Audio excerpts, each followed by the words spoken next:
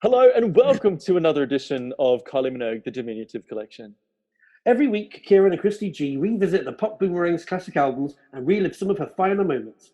And in order to compile the most definitive Kylie collection yet, we will choose two of the best songs from each of her studio albums that make us feel all Kylie Smiley. And bin the dodgy ditties that are Kylie Bononos. So this week, we step back in time to November 1990 when a grown up, sex kitten Kylie was shaking off her next door girl image and audiences were shocked. Christian, what a departure from this album from Enjoy Yourself. Well, it was completely different, wasn't it? And you know who we have to thank for that, right? Well, it was like greasy old rocker Michael Hutchins. But thank you, Michael, because you're the one who helped turn Kylie into who she is now. Brilliant. So before we actually go and talk about this album, Christian, I want to dig into the archives a little bit, and I have another letter from our favorite fan club president, Di, that I want to read out. Oh, bless Di. I wonder how she is. So it starts off, hi, and welcome to our third newsletter. Heaps of things has happened since we last wrote to you, and I have so much goss to give you, and I hope I don't miss out on anything. First of all, there was a secret gig at the Cadillac Bar in Melbourne, where Kylie and her band played a warm-up gig under the name of the Singing Budgies. Although it was a secret gig, 1,100 people crammed into the club. It was supposed to hold 700, and many more people had to be turned away. The club was a warm-up show for the Enjoy Yourself Australian tour, where Kylie played to sell-out crowds in Melbourne, Sydney, and Brisbane. One fan club member, Damien Riggs, hey Damien, came all the way from Adelaide to see the Melbourne show. We thought it was a fantastic effort, so just before Kylie went on stage, we found out where he was sitting and took him backstage to meet Kylie. Following the Australian tour was the world tour, and I was lucky enough to go along. Running a fan club does have its perks. The tour went to England, Ireland, Scotland, France, Belgium, Hong Kong, and Thailand. During the tour, Kylie played at the John Lennon Memorial Concert in Liverpool with the help of her dancers and musicians. Kylie performed the Beatles song Help to a huge audience and was congratulated on her huge performance by such great people as Lenny Kravitz, spelt with a C in this letter, Terence Trent D'Arby, and even Yoko Ono herself. Kylie is currently overseas recording a new album, which should hopefully be out by Christmas, and has personally written a few of the tracks on it herself. Also, Danny has a new album, and it is called Love Traffic, that was written by Kylie. Working with Kylie in LA on some of the songs is producer Stephen Bray. Then it goes on about winning a test, pressing for I Wouldn't Change a Thing, and merchandise sheets and everything. Oh, what a detailed letter. I know, it's quite long, and it says, fan club's brother. Kylie has asked me to send her love to you all and promises she'll be home soon. Looking forward to hearing from you. Love, Di. Did you write back to Di, Kieran? I must have written back because I think I heard from Di another time, and then when we start talking on the Let's Get to It, I have a letter from Kylie saying that Di's been dismissed. But we'll get to that. No. Yes, the scandal. More importantly, does she pen her letters in a lovely kind of a violet ink? Is no, it scented? It's not scented, but it looks like quite a long letter. Oh, I see, it's typed. So she doesn't sit there at a wooden desk with a tiny lantern penning her letters to the Kylie fans. I'm disappointed now. I'm slightly gutted. Yeah, with a quill. She's there dabbing her quill into an ink pot and scrolling away. You know, like Kylie, how she writes her songs. Yes, exactly. So let's start. Let's talk about the first single that came off this album, "Better the Devil You Know," released in April 1990. Well, I remember hearing this for the first time, and this is the one I think we spoke last time about when she performed it on Live and Kicking or Going Live, one of the Saturday morning TV shows. And yes, she was kind of teasing this new single, and I think she was on tour at the time in the UK, and I'd been to see one of the shows already, and it was great. And then she kind of appeared on the show. And she was unveiling the song for the first time. And apparently she'd only just kind of worked on the dance routine just like half an hour before she'd gone on TV. So she said that the routine might be a little bit on the kind of rough side. But to be honest, the routine looked amazing and I loved it. And I remember so vividly her wearing a little black headband that she wore on her head, which was very popular back in the 90s. Back in 1990, that kind of fashion accessory was a very kind of cool look. I think the headband had it. Oh, I love the headband. It also makes an appearance on the cover of the single. It does. You know what? If we could actually recreate that now and also use it as a face mask for these troubled times. So I would love one of those. It keeps Corona away. But going back to the performance, I remember when she performed the song, and I remember hearing the opening introduction. I just thought, I couldn't believe what I was hearing because it didn't sound it didn't sound how I expected it to be. It was still very poppy and it was still kind of joyous to listen to, but it didn't sound, dare I say, as kind of like cheap and tinny as kind of previous Stock Aitken and Waterman songs. So I couldn't believe what I was hearing, but I loved every minute of it. And then, you get to the chorus and I don't know, I can't even describe the difference in sound because the music was so kind of, it was kind of clubbier to a degree. It was still very poppy, but clubbier. Yeah. I mean, how did you feel when you heard it for the first time? I mean, I loved it. But my recollection first was watching the video on Rage on Australian TV and thinking that, wow, From Hand on Your Heart, which was my favorite song, and seeing that video compared to this, it was a huge step change. And you could really tell that she was kind of maturing. I think this is also the very first time that Kylie had creative control in her career when it came to her videos. Well, she was feeling bored, wasn't she? Because I think she was being told constantly to always have, she was being told what to wear, how to do her hair. And I think, she was, how old was she at this point? She was 21. 23? So she was of that age where she was kind of like growing into a woman now. And she was obviously dating a chap who was a little bit more rock and roll and was giving him more opportunities to try and, stand up for herself, become more of an independent woman. So I think there was a lot of factors around at the time that kind of made her, she was growing up as a person, as we all were at that time. Yeah. I was reading somewhere, and Kylie actually said during that time, she goes, it'll be basically, Kylie, would you like to see how your record sleeve looks like? And she said that being able to choose my own dress was a victory. So the changes really started to happen when I made Better Deserving video on my own and presented it to them. They were uneasy at first, but then eventually came around, she said. Well, I guess it's quite telling because if you look at the that single cover for Better the Devil You Know, there's no hat, there's no hair hats, there's no curls. We don't always see is Kylie face. She's giving face on that cover, so it's kind of with the headband though. Yeah, and I think also the back shot as well. She looks stunning in those kind of short sequin black, sort of spinning around-esque pants, and looking quite sexy.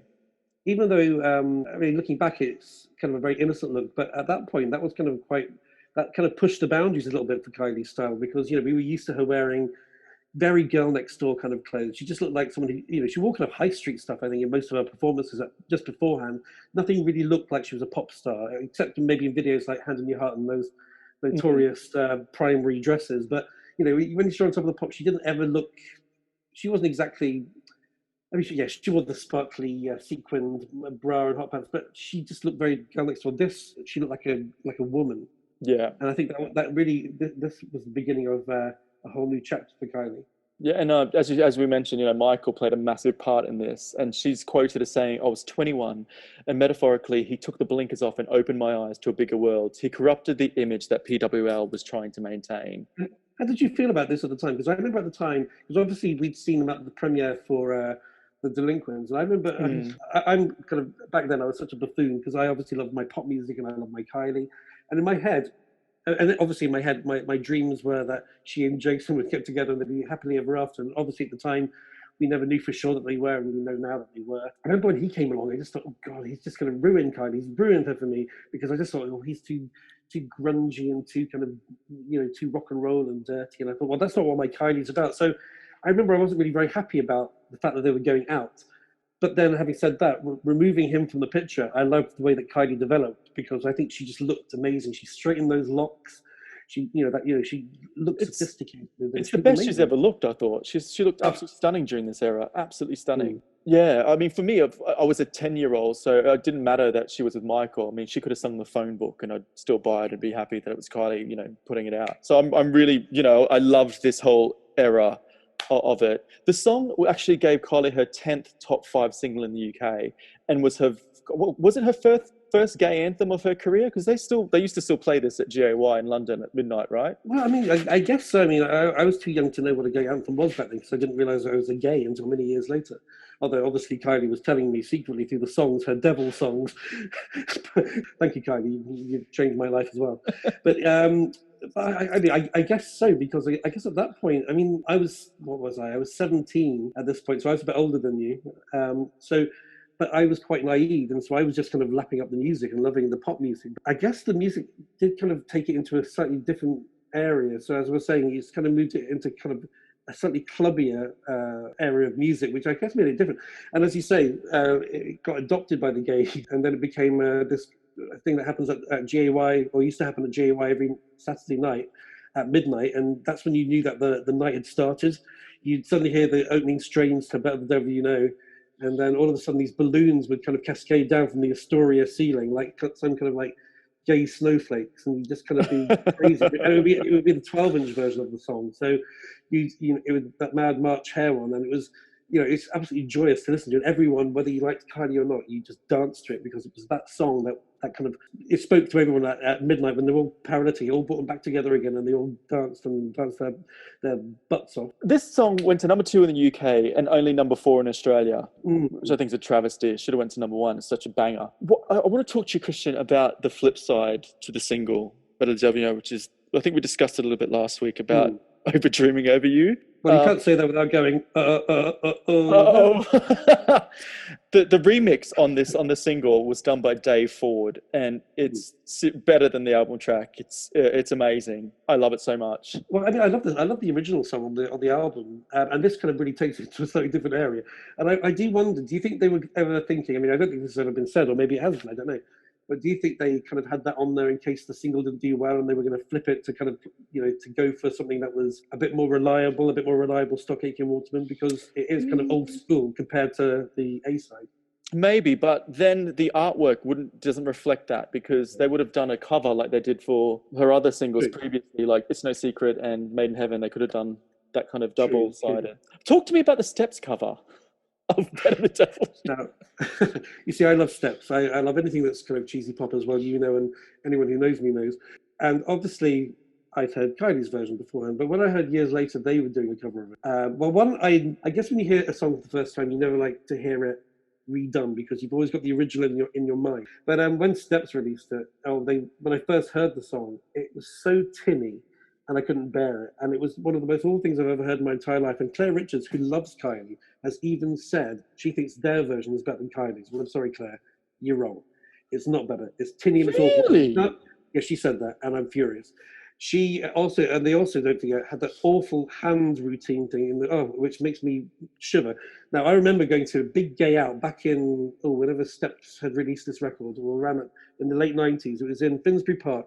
It was kind of like a London Pride, but it was in Finsbury Park, and it was this great event where Samantha Fox was performing, Kylie was performing, Bananarama were performing, and Steps were performing too.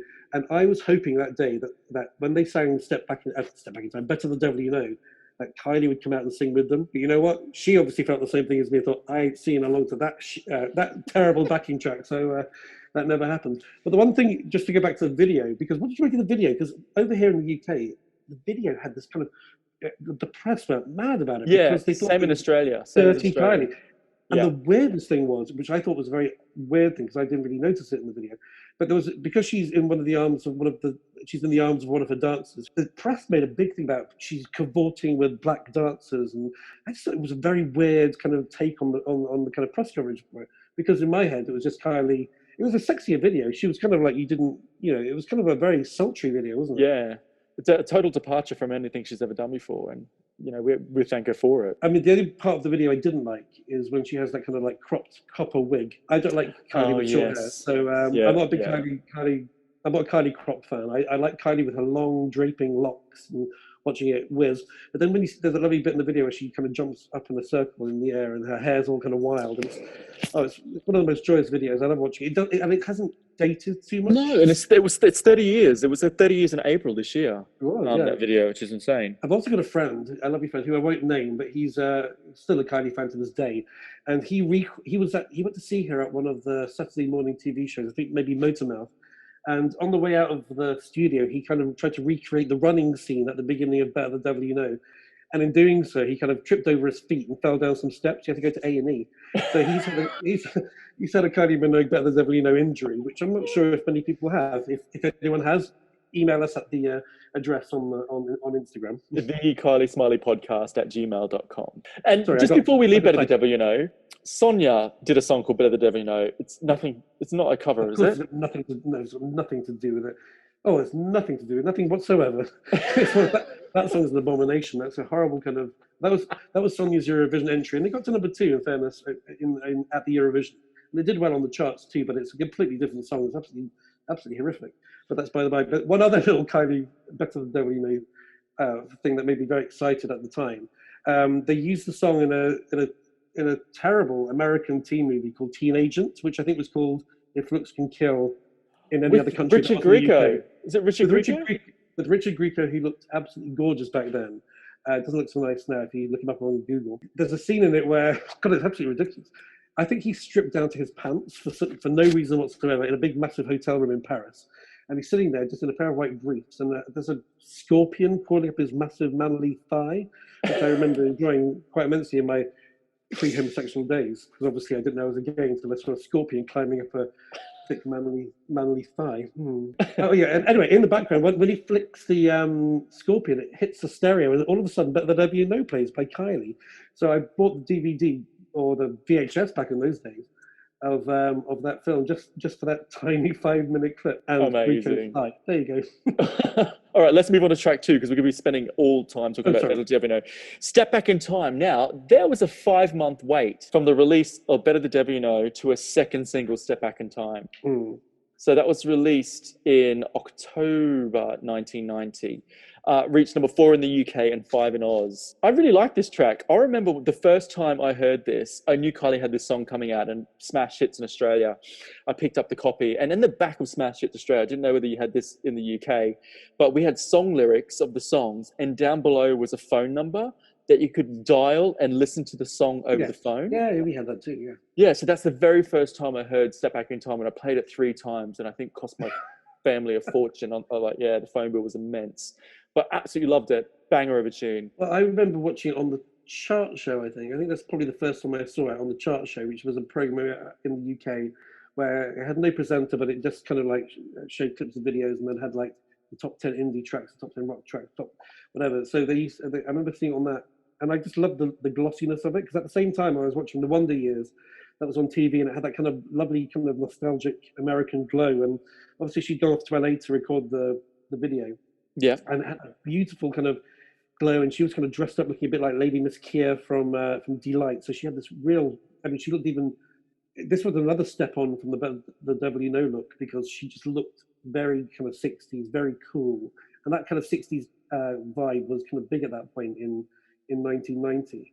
And she just looked stunning. She was there with feather boas in the back of a big red Cadillac, was it? Or something like that. She was just driving along the streets of LA, downtown LA, just looking sensational. These kind of like these sunglasses or tinted glasses, and that, like, was it lime green feather boa? Amazing. Lime green feather boa. She did look quite cool in this video. However, she was an award winner for this video, Christian. Not sure if you're aware, but she won the Gong at the 1990 Smash Hits poll party as the worst dressed for the video.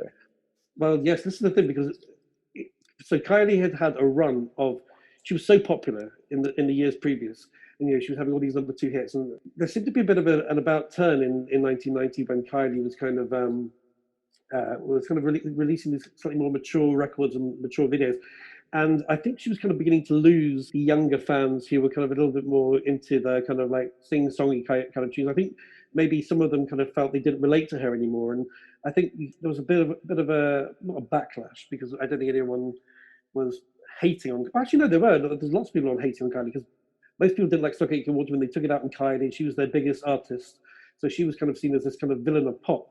But the fans also started just turning against her. So like Step Back in Time only got to number 4, which was one of her first songs not to. Maybe it was the first song, was it, not to make the top 2? Yes. So so there was a bit of a kind of Kylie was kind of experiencing quite a tough time with her audiences at this point. So I think they weren't used to what they were seeing. I mean, it hit number 1 in Israel, but underperformed in New Zealand. It was 21 in New Zealand and number 36 in Germany. And yet the song is great, because the song is a 70s pastiche. It's a real, I mean, once you hear it, you can't forget it, can you? Yeah, totally. It paid homage to like 1970s, those classic disco floor fillers, whatever they're called. It was amazing. So that was released. And then in November, we had the Rhythm of Love album. So 1 month after Step Back in Time. The album itself, the photography on there was incredible. Except I wish they would have used the back shot for the front shot. I've never really been a fan of the front cover shot of Rhythm of Love. No, I think I would have liked, because it's against a white background, and I like the fact she's wearing a white blouse. I mean, she looks stunning on the cover. The weird thing is, I don't think the cover really fits the album, because you look at Step Back in Time cover, you look at Better Than No cover, you then look at the following single, What Do I Have to Do, in Shots covers. Yeah. And they're quite sexy and quite kind of vixen-like. This cover's a bit like It's Mary playfully, Poppins. it's like innocent slash sexy. It could play both ways, no matter where you looked at her. She's still Yeah. not threatening, but she is kind of sexy. So maybe it was a Mm, calculated marketing move on perhaps. PWL's part. Yeah. Um, So, did you get the album? Because there was an album release, wasn't there, with Gold Leaf Kylie on the cover? yeah, there was a few album releases. I think that in Australia the album was reissued twice. The tour Oh, edition with the bonus shock single disc, so the double disc, wow. and then there was a gold edition with additional mixes of Step Back in Time and What Do I Have to Do. Well, I remember at the time there was a limited edition album. I think it was just the kind of vinyl album, and it had the Gold Leaf. Her name was in Gold Leaf, Yeah, and I think because I mean it's so long ago now, 30 years ago, and I'm obviously pushing a certain age. I can't remember things, but I do remember at the time that she was giving it away as a competition, and I remember thinking, God, I wish I had that. And I never got one. So and I you can think still also, get them on eBay, but they're very, very expensive. oh really, gosh, Yeah, well they were limited edition, so I guess they were yeah. worth some. Back then, I was kind of buying CDs at that point, and I didn't really care much for vinyl. I know you love your vinyl, but Yeah. I didn't care about vinyl too much because I never liked the sound of a needle on a record. Ooh, Although controversial. I do love Danny's needle on the record, but that's Put by the the by. needle on it. Oh, I did. The Had a album scratch. sold 3 million at the time, 3 million copies at the time of the release. And I think in an effort for her to make more of a mark on this album, she wrote 4 of the 11 tracks. Mm. Part being recorded in LA, and she's produced as Di mentioned in her email, Stephen Bray.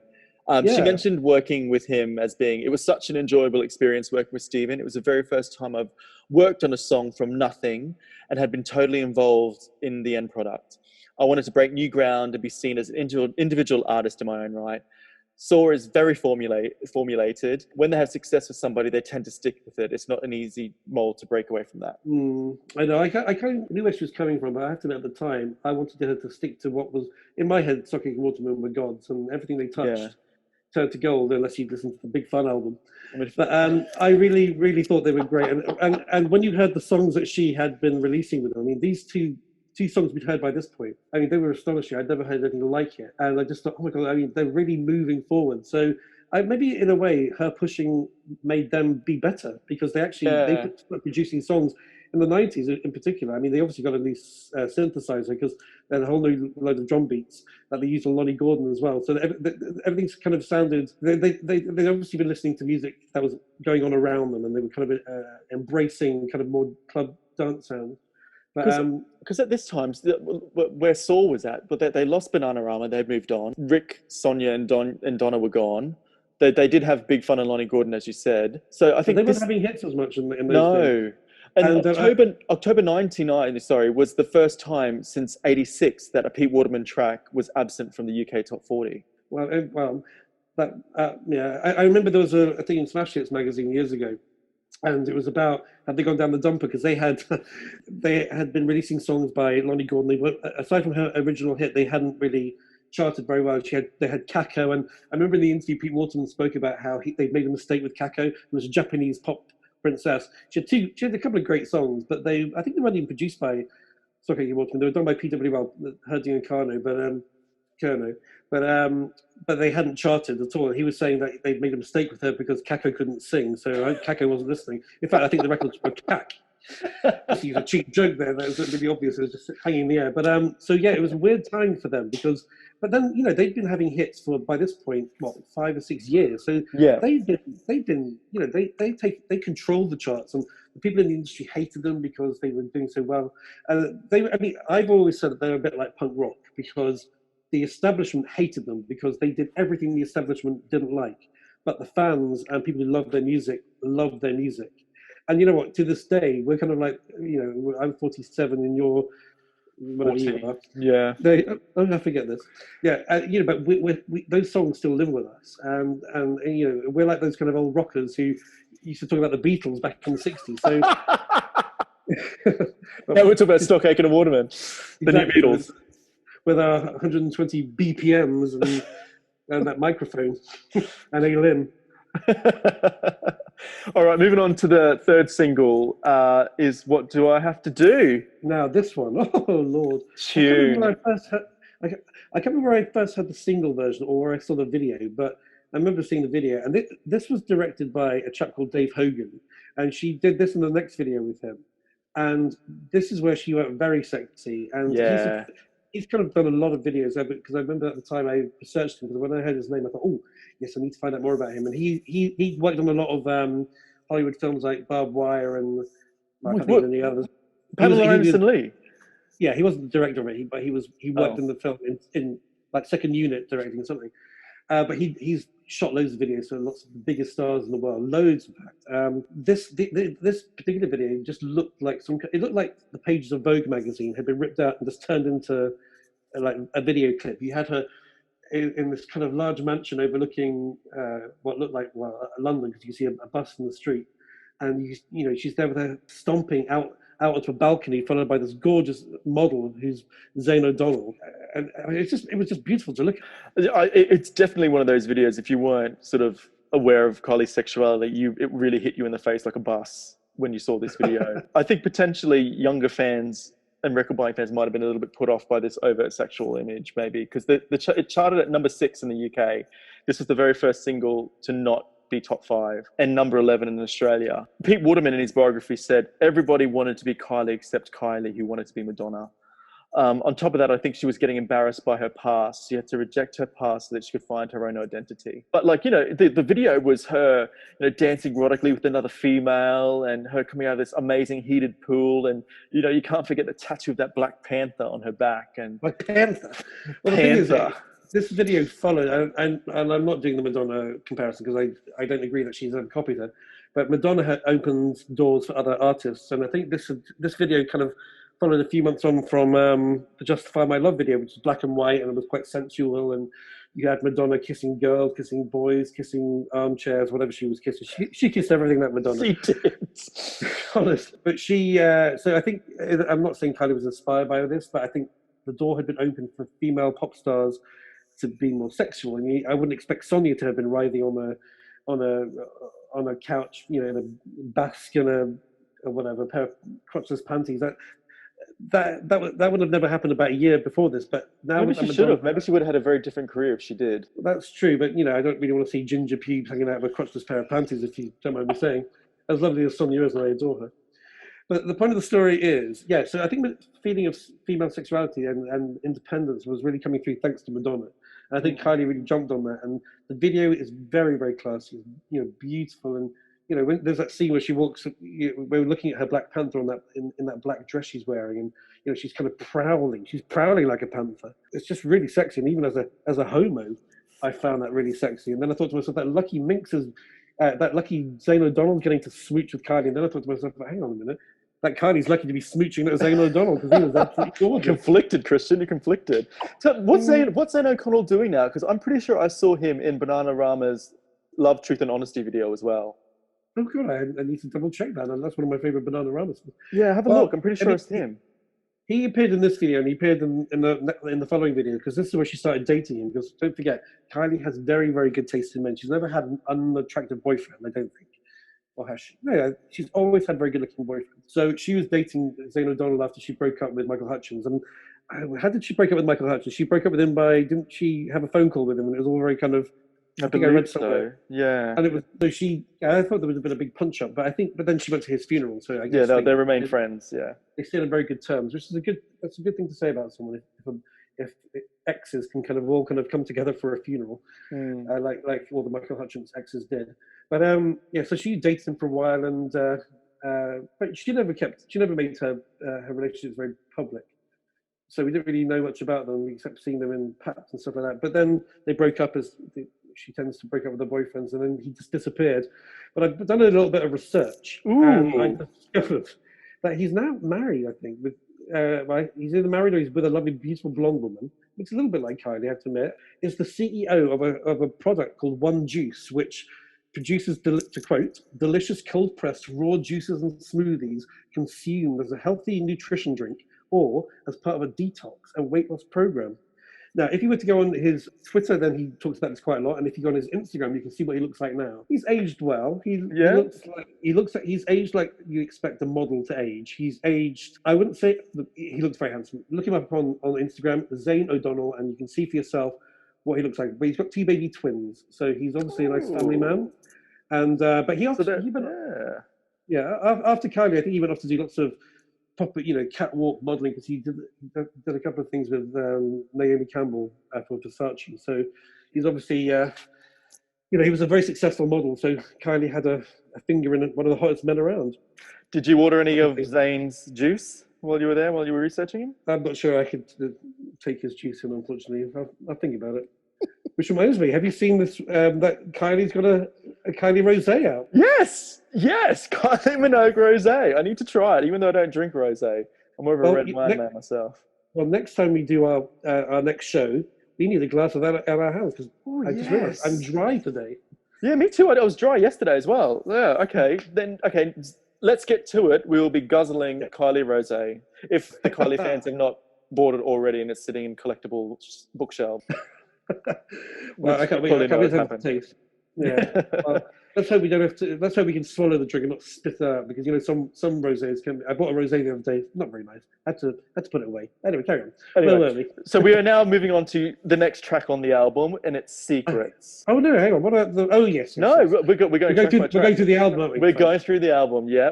So this one, The Secrets, has one of the best lyrics I've ever heard in my lifetime. Pillow talk in the afternoon. I just love that lyric. Always have. Ever since I heard the song. Do you think she's having a nap? I mean, I have noon naps, but that's because I'm nearly 50 years old. I just love it. It reminds me of very Doris Day innocent. Pillow talks in the afternoon. Really like it. Anyway, it's an up-tempo song with the killer chorus, and I think it really stays with you for a long time after the song finishes. It does. It was when I was playing the album for the first time when I bought it. It was the song that I thought, it's not as good as the ones that have gone before. Yeah. So it didn't have the same. It felt like a traditional Stockake and Waterman song, but dressed up with their new kind of keyboard sounds. But that Pillow Talk in the Afternoon, that'd be a great Loose Women show set in a bed, a bit like the Big Breakfast bed, and have it in the afternoon. Pillow Talk in the Afternoon. I love it. I'm going to picture and Secrets can be the theme tune. I mean, it's quite a it's not a single, but it is an album track. So obviously we'll probably go through the Kylie Smileys and Minogues, because I think we're quite certain that the first three singles have all been Kylie Smileys, right? Yeah, of course, absolutely. But Secrets was a single, but not for Kylie Minogue, thank God. Sophie Lawrence, who was the star of EastEnders, she played Frank Butcher's daughter, Diane. She was the kind of UK version of Kylie, apparently. So when she quit the soap, when she quit EastEnders, she wanted to launch a pop career. So her first song, I think, was "Love's Unkind" by Donna Summer, or maybe it was Secrets. Anyway, she had two songs and they both flopped. But her version of Secrets, which you have to check the video out on YouTube, which it is on YouTube. Sophie Lawrence, Secrets. Now, when you see it, you'll know why she wants to keep her pop past a secret, because it's absolutely awful. She's terrible, and the vocals are dreadful, and it just sounds tinnier, and it's one of the most unbelievable things I've ever heard. So she never used a Celeric microphone? I don't think she did, and I mean, whoever produced it, I don't think it was Stockake and Waterman who did this. I think somebody else had the cheek to do it. And it sounded like they tried to drown her out with Miriam Stockley and all those backing singers, just to make sure you couldn't hear her own weak vocal. So this one's a Kylie Smiley for me. Secrets is defo Kylie Smiley. It's a Kylie Smiley. I wouldn't fall over myself to play it. Yeah, but it's pleasant. But it's pleasant. Always Find the Time is the next track. So I think it's great backing vocals by May and the team there. It's not dissimilar to Secrets though, with its up tempo, and it is more slightly R&B. It has more of that R&B drum beat, which I really quite like. Again, this is another one that I thought, after the run of singles, I kind of thought to myself, it's that thing where, we've been given 3 joyous singles to start with, and then I compare them all the songs to those. So in comparison to the first 3, it didn't excite me as much, but in retrospect, listening to it 30 years down the line, it is a great song and I really like it. And if I hadn't heard the other songs, it would have been a great song. Yeah. But I was spoilt by the joyous sounds on this album. So I'm going to say this is a Smiley for myself. Yeah, it makes me smile. Yeah. A small smile. A tiny smile. Like a Mona Lisa smile. I love that. But the World Still Turns. We're continuing now. This one is Kylie's first co-write, and it's actually really not bad. Mm. Produced by Michael J, who was responsible for the pop goddess that is Martika in her kitchen, Of which course. I Yeah. didn't realize that song's about oral sex, isn't it? Could be urban legend, but I thought it was. In what way? What are the lyrics? I've never been familiar with. Get down into Martika's kitchen, baby. It's all about, yeah. Anyway, well, I digress. This one's Yeah. very R&B, and it's a very American sounding, I thought, as Mm. well. Yes, it was. Again, because I was so used to my Soggy Waterman, I wasn't a massive fan at the time. Although it has a great tune, but I was kind of, I didn't, my ears weren't attuned or weren't tuned into that kind of American R&B sound. I wasn't a big fan of American music at that point. But I mean, her voice sounds really good on that, and it's got a great tune. And again, in retrospect, without a prejudiced mind, the song in itself sounds great. I mean, it's a really good song. It was just very different, I think, for what maybe most fans would have expected. So I think for me, this is a Kylie Smiley. It's good, yeah, like a Mona Lisa Kylie Smiley. It's good. I like it. To be honest, there's no locomotions on this album, so I'm quite happy with it. Locomotion, not like a hyphen motion. Locomotion's a great track. No hyphen. Shocked. Now we're going on to the last single from the album, Shocked, which was released in May 91. Now, Battle of the Devil was released in April 1990, and the last single of this album is over a year later in May 91. Long time. They weren't going to release another song, were they? What was that? Have I made this up? Not sure. People just want to have the 3 releases, and then this was done as the last one because. What Do I Have to Do was January 91. And sorry, I'm mad. Sorry, I've gone crazy. I was confused last year because I got the same person in the video. So Shocked on the album. Now, when I heard this for the first time, I loved it. I love that kind of pulsating bass line at the beginning, that boom, that kind of. How long has it gone for? 2 minutes or however long it goes on for? Yeah, it's because there's different versions, different mixes on the album versus the single. It's absolutely amazing. I loved it, and then it takes songs to get into it, and it's really hypnotic, and you kind of, I don't know, it transports you into this kind of like really sweaty kind of nightclub in my head anyway, and it's just kind of really, it sounds dirty on the album, and then it kind of progresses into this amazing song, which is very, very mature for Stocky Waterman. It sounds unlike anything I've ever heard by them, or unlike anything I've ever heard by anyone, to be honest. It doesn't sound like anything. No. A lot of their songs used to sound like things, but this had its own identity. And that's kudos to Stockache and Waterman, the team there, for creating a track that still stands up to this day. It's iconic. It's incredible. It hasn't aged a bit. Well, and Pete Waterman said there was an 11-minute version of that song, which I'd love to hear the 11-minute version of that, because I would love to hear how all the different elements of the song kind of work, because if you listen to it, there's so many, if you listen to all the bits of music, and this is why I hate people always having a go at Stockache and Waterman, because they're actually very talented musicians, and when you listen to their songs and you strip away different layers, there are very there are layers of music that are kind of very complex. They're not simple. I don't think they just pressed a button and they've used all their, the sounds of their computers. It's all kind of very cleverly put together. And this kind of proves it. It's such an iconic song, I think. The track is also the very first Kylie track to ever feature a rap. And that rap was done by the legendary Jazzy P. Pauline, Jazzy P. We all know Pauline. But of course, that was on the single version, because DNA got in touch, didn't they? Was it DNA? Is that what they called the production? Of course it is. DNA. Yes. Mix. Yeah, my mind is mad. So they got in touch, didn't they? With because they'd already. Oh no, they hadn't. They had success at that point, remixing lots of songs. They did Suzanne Vega's Thomas Diner, hadn't they? I'll have to take your word for it. I would have to take your word for it, yeah. I was waiting for you to nod at me and say, yes, that's right, because me and my memory is so bad. But anyway, yes, I'm sure I'm right. In fact, I am right. Yeah. Anyway, so they had a lot of success with remixing lots of songs. They gave songs quite a cool edge. So they approached PWL to remix this song, which goes to show you that Kylie had, while she may have lost a few fans, she had made a lot of support from people in the music industry. They saw Kylie as an artist who was becoming an artist and not just a pop puppet. So this was kind of a very important moment, I think, when remixers as cool as them came to them and said, we want to remix the song.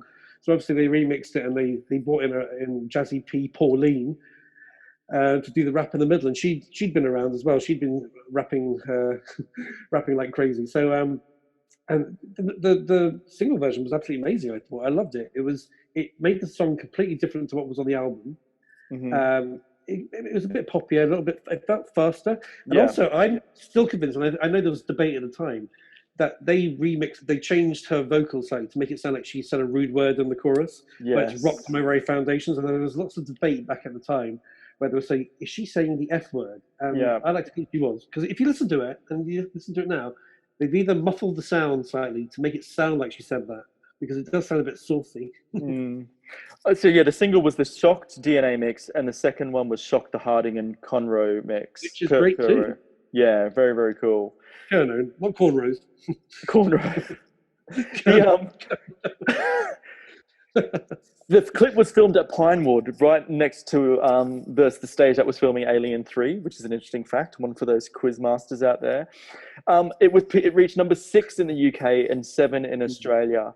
But it's also continued Kylie's downward sales, and it was her weakest seller to date at that point. She said in an interview that I read, "I'd be lying if I wasn't concerned about it, but top 10 ain't bad, and I have to keep my sense of proportion. I think I've reached a stage where I have to be true to myself. I'm not the Kylie I was a few years ago. So for me, to be making the same kind of videos as before would be holding myself back, and I'd go crazy." So, however, it was spiraling down. Her sales were spiraling down, but this was she became the very first artist in the UK chart history to have all her first 13 singles make the top 10 in the UK, which is phenomenal. Yeah, I remember at the time I would read things about her. I was very protective over Kylie. So when you heard that sales weren't as good as they used to be, I got very upset, thinking, well, she's still brilliant. But now being an older person, I think you can probably appreciate this too, and probably most of our fans out there, that when you need to do something for your own peace of mind and you need to kind of move on and mature, you do have that kind of moment where you think to yourself, you know what, I need to do this regardless of how successful I am, as long as I've got a bit of power and control. Yeah. And I mean, in that video in particular, I mean, if Pete Waterman thought some of the like Better the Devil You Know was a little bit on the kind of risque side, the video for Shocked was even more. So I mean, there's a bit where I'm assuming it's Jessie P poking through a keyhole, and you can see her buttocks. Yes. She's gyrating her buttocks wildly in a kind of like a little kind of small little kind of basky kind of hot panty top kind of thing, and it's very kind of saucy. And then you've got her snogging Zane O'Donnell ridiculously in the car that drives up to the building, being spied on by that saucy, naughty female chauffeur who's watching them smooch in the back. It's absolutely filthy. I love it. Phenomenal video. You need a shower after watching it, I can assure you. Alrighty, One Boy, One Girl. And this is like, hey, yo, Kai. Brilliant. I mean, that's good. Is it on the 50 plus one where it has hey yo, that has that repeated, and it sounds great when you hear it? But it's that was done by the American rapper The Pontess. The Pontess. Oh, well, thank you. You see again I'm being 17-year-old Christian here, and I remember listening to that song and thinking, oh God, this isn't Kylie. And I think I may have skipped back to Shocked again because I didn't want to hear it, because if I didn't listen to it, it would disappear. Sadly, it's still there. But again, with my 47-year-old ears, it's not as bad as I remember it. Yeah. It's still not something I would put on a party playlist. I mean, I do party playlists, and I put great Kylie classics on all my party playlists, but that would never, ever get on it unless I wanted to clear the room. I think for this, I mean, it's very, very pop R&B. I think the most pop R&B she's ever sounded with this track. I liked it, but again, I'm like you. I wouldn't whack out the Kylie vinyl and put it halfway to listen to One Boy, One Girl. So for me, it's probably. I mean, I've got so many Kylie Smileys on this album. I think I kind of need a Kylie Minogue. So I think this may potentially be a Minogue for me. Ooh, interesting. Yeah, even though I did like the Hey Yo Kai. I liked that, but yeah, it's good, but it's not great. Yes, I tend to agree. As I said, it's something that I've never really listened to again. So it's not something that lives in my heart, unfortunately. The next track is, yes, next track. Things Can Only Get Better. And it does, because this song does get better. I mean, this is another absolute corker, because like Shocked, it begins with a kind of crazy opening where it's not a typical Stock Aitken Waterman opening. It's this kind of weird, jagged, electronic kind of and it's jagged and Yeah. angry and then it's got this kind of piano-y. It's just absolutely amazing when you hear it. When I heard that for the first time, I think I had tears in my eyes because this sounded as good as the first two singles and the first three songs of the album. It just sounded. I had to like. If I smoked, I would have had a cigarette and laid down with it. I mean, it's got killer electric intro and the really funky beats, as you said. I can just imagine this being remixed into a massive club hit, though. I wonder why they didn't do that. It would have been a killer club hit. But don't forget, it was remixed later on to a degree for the "What Kind of Fool" single. Oh yes. Did you have that over there in Australia? Did they get as far as having "What Kind of Fool"? I'm not sure. I don't think. I mean, at that time, that was the greatest hits, wasn't it? I don't think it was released as a single. I'm not quite sure, but don't. But it wasn't a single. But they had it on the B side of the single over here. Yeah, and it sounded good, but it was given an even harder sound. But it's a great song. It's a shame it wasn't a single. But then I think on this album they were so spoilt for choice on this album for releasing singles. It was it was a shame, but it stands alone in its own majesty. It's a great song. I think it's one of the most underrated tracks on the album. I think more people should be talking about this song. Yeah, it's a inspirational dance beat with lyrics. It's great, cool. We love it. Kylie Smiley for me. What was next on that one? Count the Days. This is where we went to kind of America to get the more kind of American sounding production on it. So Count the Days was produced by Stephen Bray and Keith Casey Cohen. Well, as you can tell, at this point in time, I didn't like American R&B music, or I wouldn't even call this R&B music because I quite liked some of the R&B that was going on there. But I don't know, it sounded a bit like. It was like the kind of more mature sounding version of I Miss You and from the first album. And I don't like that kind of music personally. So this kind of left me a little bit cold. It wasn't something I played again. But I could hear it in her voice vocally because she was always going on about how she liked Prince. So I mean, this was kind of this was her kind of, she was living and performing songs that she probably actually listened to herself. Mm-hmm. So in fairness to her, good to Kylie for producing something that she probably liked to listen to, but for me, it kind of left me very, very cold. For me, it feels like it's a little bit displaced on the album. It doesn't sound coherent. I don't know. I'm not a big fan of it, and I'm also not a big fan of the following song either. So for me, this is a no. Yeah, I mean, I would say this song. If you listen to the production of all the songs, even the World.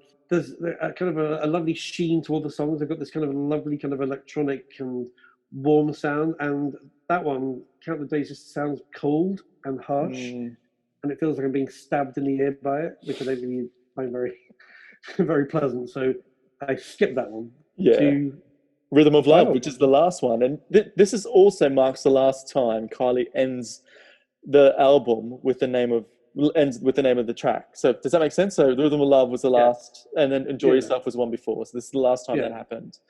However, I think one people could argue that Impossible Princess, Dreams, whether that's a similar kind of echo to it. I've never, you know what? All these years I've never even noticed that or even thought about that. Yeah, I'm glad it's kept you awake at night. It has. This is a very street R&B sounding song. Again, produced by the American duo, as I said. And I think this, to its kudos, moves it brilliantly onto the Let's Get To It era of Kylie, because this song would easily be not misplaced on that album at all. So I think this is a perfect stepping stone from her to go from this album into Let's Get To It, because that sound was well and truly sort of planted this song. No, I agree. I mean, she was obviously trying to reach that American market with these songs, because I think there was also what do you call it? There was an American version of the album that got sent out with an awful American remix of Better the Devil You Know, which was terrible, awful, tuneless and horrible, and was one of the worst remixes I've ever heard in my entire life. So clearly she was trying to, I can't remember if it did very well in America, but I don't think it did, because otherwise she'd be still having massive hits over there.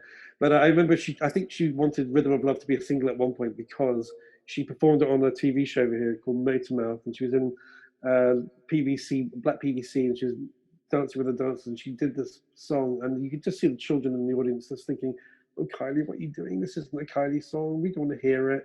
And I was at home saying, "Kylie, I don't want to hear this. Get off." So so I wasn't a big fan of that song. It was it wasn't. It was better than Count the Days, just. So that brings us. That's the Rhythm of Love album.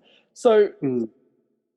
For our ideal, ultimate, definitive, diminutive collection, so everyone, we're at the end of each episode, as you know, we are selecting 2 songs to go onto the ultimate Kylie album, and that is going to be on Spotify. So if you just go to Spotify and search for Kylie Minogue, the definitive diminutive collection, there's a playlist there. So after every episode, we'll be uploading the songs that we feel are Kylie Smiley's onto it to create the ultimate Kylie album. Greatest hits album. So make sure you follow and come back after every episode.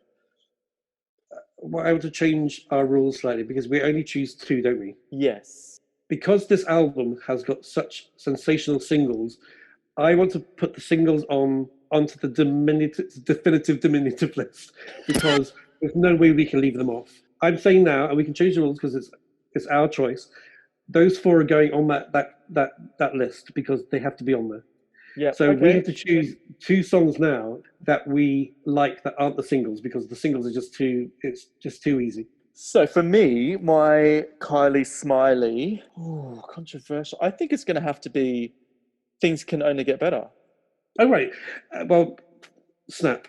That's the song for me. That's the 5th single for me. So that's one of them, and the other one I really, really rate as a Smiley Kylie track, it would be Always Find the Time. And I think that's an amazing song. Okay, cool. So I will put the 3 singles plus Always Finds the Time and Things Can Only Get Better. 4 singles and... Oh, yes, sorry, the 4. Yes, Kieran. Sorry, yes, the 4 singles. Oh, my God. You can tell I haven't had wine today, right? Because I'm all over the shop.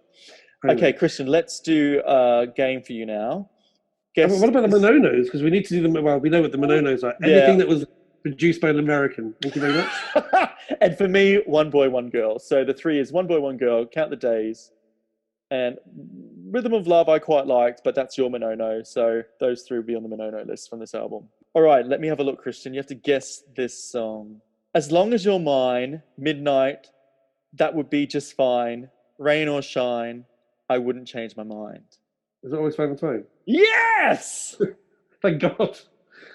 I couldn't quite get it there because your rhythm of the love wasn't quite there, but it was. Well, I'm going to have a little dance in the afternoon to this. Amazing. All right. Well, thanks so much. If you want to get in touch, please email us at the Kylie Smiley podcast at gmail.com or find us on Instagram, the Diminutive Collection. Just have a look around, find us on there. Let us know what you guys want, like what you like, what you don't like. Be kind. But be kind.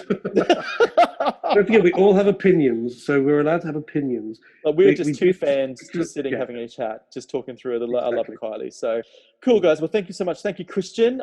We'll see you next week for Let's Get To It. Thank you, Kieran.